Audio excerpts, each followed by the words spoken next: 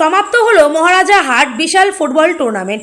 আজ সোমবার 26শে আগস্ট পুরস্কার বিতরণের মধ্য দিয়ে সমাপ্ত হলো মহারাজা হাট এফসি স্পোর্টস ইউথ ক্লাবের উদ্যোগে আয়োজিত বিশাল ফুটবল টুর্নামেন্ট। এই ফুটবল টুর্নামেন্ট শুরু হয় গত 24শে আগস্ট শনিবার থেকে।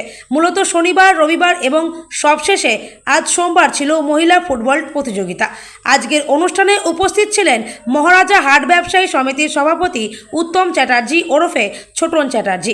তিনি জানান, যেভাবে মহিলারা এই প্রতিযোগিতায় অংশগ্রহণ করেছে তাতে স্পষ্ট যে পশ্চিমবঙ্গ স্বাধীন ও সার্বভৌম গণতান্ত্রিক রাজ্য। আগামীতে আরও বৃহৎ সংখ্যায় মহিলারা এ ধরনের প্রতিযোগিতায় এগিয়ে আসবে বলে মত প্রকাশ করেন তিনি। ছোটনবাবু আরও জানান, যদিও রায়গঞ্জের বিধায়ক কৃষ্ণ কল্যাণী আসার কথা ছিল, কিন্তু বিশেষ অসুবিধার দরুন তিনি উপস্থিত হতে পারেননি। এছাড়াও তিনি আর কি বলেছেন শোনাবো আপনাদের। রায়গঞ্জ থেকে ফিরোজ মোহাম্মদের রিপোর্ট, ন্যাশনাল টাইম নিউজ।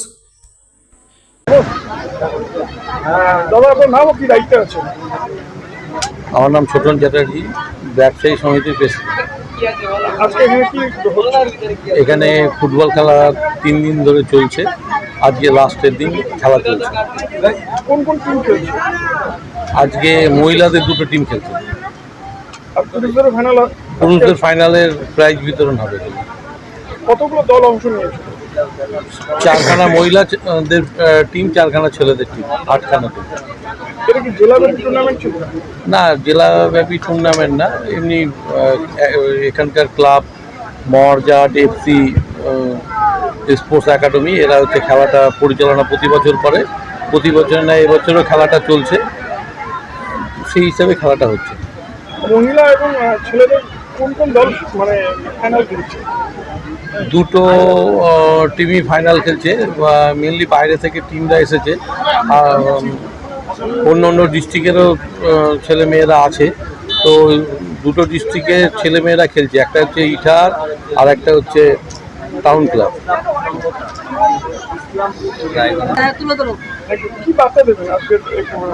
এখানে যে মেনলি খেলাটা পরিচালনা হচ্ছে, এই যে এত ব্যাপক পরিমাণে যে দর্শক বাইরে বাইরে থেকে তারা দেখতে এসেছে।